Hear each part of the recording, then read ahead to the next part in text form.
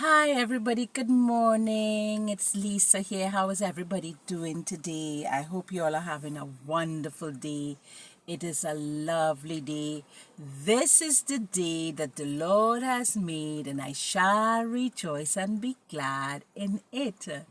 It is a wonderful day, a beautiful, beautiful day. I thank God for this day. I thank God. I was thinking what should I do a video on? Because I'm not doing videos as often as used to do before. And I was thinking, and it came to me to do a video on unequally yoked, and especially unequally yoked marriages. And what is unequally yoked? Let us look to see what is unequally yoked, the meaning of unequally yoked. All right? Now it says a literal interpretation of being equally yoked means joined with the same. Right? So to be yoked is to be joined with the same. In agriculture terms, if a yoke joins two oxen together, then they need to be the same in order to work together. Right? So they need to be the same in order to work together, because if they're not the same, they cannot work together. And unequally yoked marriages cannot always be prevented. Sometimes the mismatched fate dynamic happens outside of the ability to plan for it.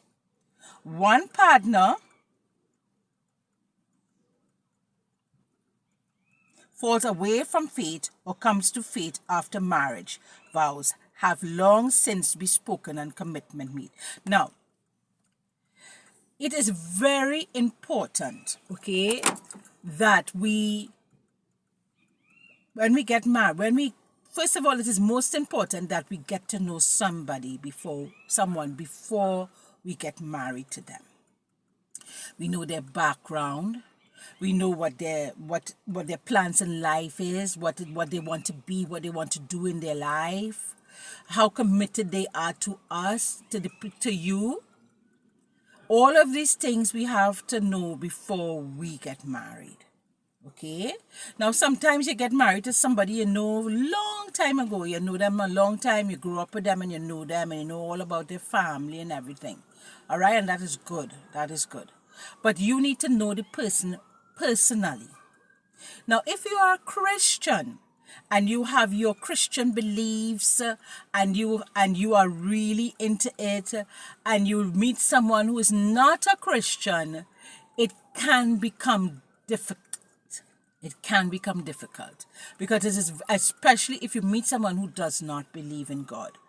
Because if you meet someone who believes in God and is not really there, maybe they can come to know God and come to know Jesus the way that you do by watching your example. But if you meet someone who doesn't know who God is and who don't want to believe God and is stubborn about it, it is hard. It is hard in a relationship. Okay, but that is one part of being unequally yoked, and there's another part when you don't have the same you don't have the same things you want to do in life. You don't have the same goals. You might meet somebody who is unambitious. You are ambitious person. You want to do something with your life. You want to become somebody in life. You want to use the talents that God gave you and the gifts that God gave you. And you are that type of person. You're a hardworking person. And you meet somebody, you fall in love with them, you're infatuated with them, you think it's real love, and they don't have those same goals. They have a different type of goal where they don't really care in life. And then you end up having to be the one to take care of them. And then it becomes frustrations for you, because you have become frustrated because they are not doing what you really wanted them to do. Now you have to remember something. When you get married, when you're planning to get married to somebody, and you see red flags, and you see that they don't have things in common with you, and they don't have your same beliefs and things like that, it is better to don't even get married, because you cannot change a person. Once a person is the way they are, you cannot change that person. That person will be like how they are always. And that is why we have to be careful when we fall in love and then we decide to get married. Do not get married to a person thinking that that person will change for you. They won't. They most likely will change because of your prayers and because of your faith in God and your persistence in faith in God, and they will change, because I have seen it. I have seen it in my own personal life, that things have changed because of my faith and my personal belief in God, and that person too has faith in God. So that person know who God is and know who Jesus is. So it wasn't so hard because that person know who God is. You understand what I'm saying? So it is important when they say, do not be unequally yoked, in the meaning of, in the Christian terms, as be with someone who know God, who God is. Be with someone who know who Jesus is. And even if they're not strong in the faith like you are, they still know who Jesus is. And you can help them to come stronger in faith. Okay? Now it says here, unequally yoked marriages cannot always be prevented. Sometimes a mismatched faith dynamic happens outside of the ability to plan for it. Sometimes a mismatched faith dynamic happens outside the ability to plan for it. Now, I will tell you sometimes, and this happens a lot, you meet somebody, and these are the fake people, and they pretend to be something they are not. And this is very common. And they pretend to be you are a Christian, you love God, you love Jesus, and you have a conversation with them asking them, do you know who Jesus is? And they will tell you yes. And they will tell you they believe in God. And they might even go to church with you, and they might even do all those things. And you would say, yes, they're there. And they pretend to be something that they are not when they are caught in you. And when you get married to them, when they actually get you in their hooks and they get married to you, see a different person. You see a complete, and that is where the true colors come out. This is what happens. And this can happen, people. You can be with somebody for 3 years, 4 years, and they caught in you, and as soon as you get married, a different person comes out. Right? And these are the wolves in sheep clothing that you have to be very careful of. So this is why it is very important, people, that you pray and ask God's guidance. You say, Lord, is this the person to come into my life? This is where the importance of prayer comes in. This is where the importance of asking God's guidance comes in. Don't do it all on your own. Because when you call upon the Holy Spirit and you call, and I'm speaking for Christians out there and for people who believe in God. Call upon your God. Ask God, bring the right person. This is important. Bring the right person into my life. You meet somebody. You ask, and you like this person, you really like this person, you ask God, is this the person for me? Is this the person that you want for me? And I promise you, God will show you a sign. He will show you. All right? And this happens a lot, but you have to pray with consistent prayer and faith to know that God is going to guide you into this. He is going to guide you, because God is not going to bring somebody into your life for no reason at all. They come into your life for a short time to teach you a lesson. They come into your life to be there for you, to be there to support you, and to be your partner, a life partner. But God will show you who is for you. Pray, young people must pray to God for a proper life partner. If you love God, you say, God, please send me a godly woman, a godly man. A man and woman who loves you and believes in you. A man and woman who will be equally yoked to me, who have my same goals, who will be a partner to me, who will be there to walk at my side. And ask God. And it's even nice if you could have a little list of things you want that my person to be. I want a wife who could cook. I want a wife who could who like to clean. Or you could ask, be specific with God. You have to be specific with God. Because when you're specific, you don't ask, okay, Lord, bring you sending a man, I want a nice looking man, and he must come from so and so country, and he must look like this. Be specific, because he's going to send you somebody like that, and then you have all the baggage behind them. They're good, they can't take care of you and all that. So be specific. And I'm speaking especially for young people. And older people who haven't got married or looking for a partner, write out a list of things that you want that person to be. And talk to God about it. Fathers, you will know who the correct person to come into my life. I want that person to be equally yoked to me. I want that person to be a person of God. I want that person to love to work, to take care of me, to be a partner, to be at my side, that we could work together. And all of these, write a list of things and give it and pray and ask God. God loves you to be specific with him. And he likes you to believe that he can do it for you because he's able. He's able to do it for you. He's able to do it for you. All right. So sometimes when we get into relationships and we go hastily into relationships and we jump into relationships without talking to God first, what happens is that, and I am telling you from experience, you're hearing a woman who know from experience. So I have experience, life experience. When you jump hastily into a relationship and you get married quickly and you don't really know the person, all right, and all of these things, it is always cause difficulty. So it's always better to get to know the person. But pray, ask God for that person to come into your life. And he will send that person into your life. Wait, be patient. Don't be hurried to get into a relationship. Don't be hurried to get into a marriage. Don't be hurried to rush your life. Let God bring that person into your life. You understand? Let God bring that person into your life. Okay, so they have some more reading ups on being unequally yoked here that I was reading about. What is forbidden in marriage in the Bible? Now let's listen to this part because I'll come up on this side.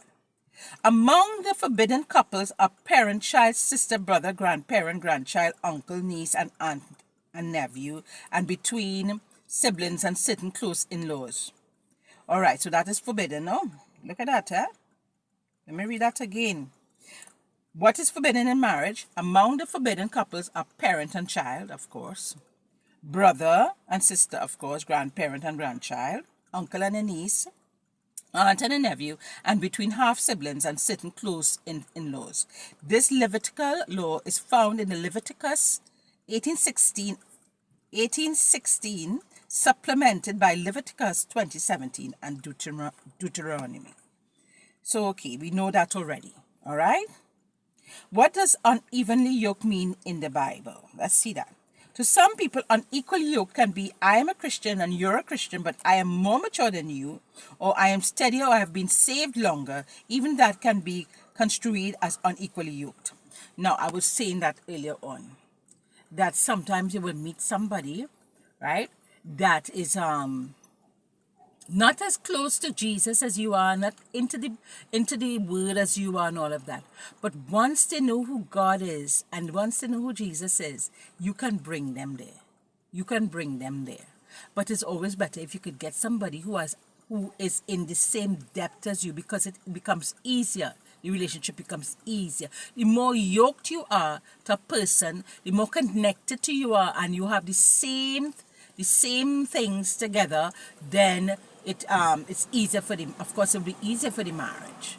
But what marriage is easy? No marriage is easy. All marriages will have difficulties because it's two different people. No matter what, it's two different people that come together. And they will have the differences. But once you have God in your marriage, it becomes easier. If you don't want God in your marriage, then it becomes harder. And this is why it is important to get married to somebody who knows who God is, like you. Now, on the other hand, but we're not speaking about atheists who don't. The two of them could get married, and if they don't know God, well, they will deal with their situation by themselves. But I'm talking to people who believe in God. It is important that God is in your marriage, right? Because God is able to fix all things. But if you want to leave God out of your marriage, then that is problems. And it is very hard when one person really truly believes and trusts in God, and then one person don't want nothing to do with God. That is when a marriage becomes difficult. And if you are a tolerant person, And you can tolerate that. You can pray for your partner. You can ask God to help your partner to come to Him. Pray for conversion in your partner's heart. Pray for that person to know who Jesus is, and God will work with that person. But you'll need to be patient with God and be patient with that person. Okay? And you need to not push them. Do not push them into it. Don't tell them they have to believe in you. Don't push them. Just show them love, show them understanding, and show them that you are praying. And then after a while, they will come to God, because I believe if you pray for somebody to be saved, they will be saved. I believe if you call upon God to save someone, they will be saved. All right? But as again I said, it is better to be equally yoked. It is better to be married, to get married to somebody who believes what you believe. It is better to get married to somebody who is into God as you are, and have the same goals as you have. So get to know someone, get to know what their goals are, get to know their family, even get to know their friends, the people that they are about around them, because your friends will always show who you are. And when you get to know that person and you know that person, and then you say, okay, we are ready for marriage, but do not rush into a marriage. Do not be quickly and hasty to rush into a marriage. Let it grow. Let your relationship grow.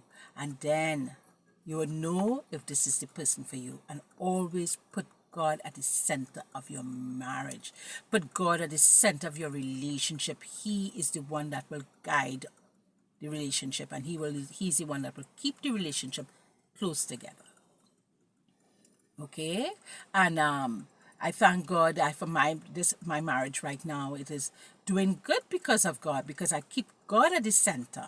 I put God first in my marriage. I put God first before my husband. God comes before my husband.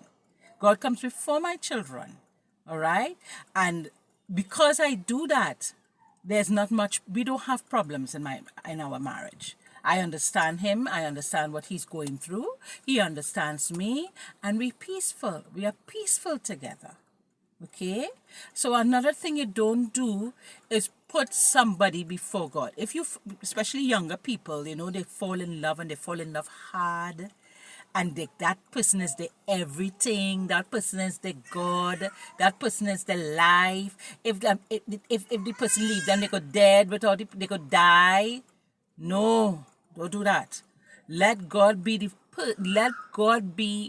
one first in your life. Let Him be first.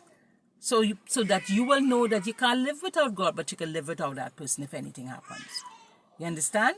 So let God be first in your life, and then He will let all things fall into place. Seek ye first the kingdom of God, and all things shall fall into place, and everything will come together good. So that is my message today. I don't know if it was perfect, because I didn't really study upon it, but I know about unequally yoked, and I know that what unequally yoked is. And I really hope that it will help some of you to understand, to understand. So have a wonderful day, a blessed day, my people, and may God bless you.